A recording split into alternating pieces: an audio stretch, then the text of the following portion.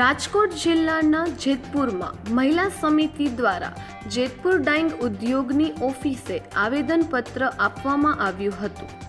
મળતી માહિતી મુજબ ડાઇંગ ઉદ્યોગના પ્રમુખને આવેદન આપી દારૂનું દૂષણ બંધ કરાવવા રજૂઆત કરવામાં આવી છે।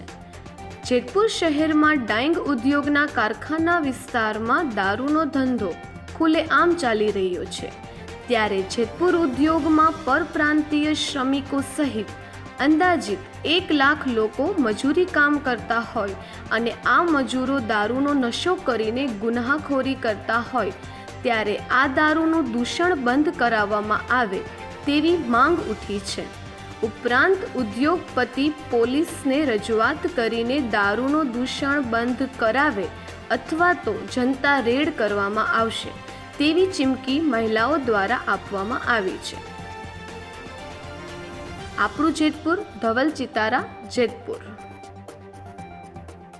તમે પોલીસમાં ડાઇંગ એસોસિએશન તરફથી આવેદન આપો કે દારૂ બંધ કરાવો। ડાઇંગ એસોસિએશન ચૂપ છે ને તો જ પોલીસ ચૂપ બેઠી છે। તો તમે હું એમ કહું કે એક ઉપલેટા જેવા સિટીને નાના એવાને ગર્વ થાય કે એને જો દારૂમાં રેડ કરી હોય તો આજે આવડું બધું ડાઇંગ એસોસિએશન ચૂપ કેમ બેઠું? આપણે બજારમાં નીકળીએ તો રોડ ઉપર રસ્તા ઉપર એમને બિહારી દારૂ પીપીને પડ્યા હોય તો આ ખબર નથી પડતી?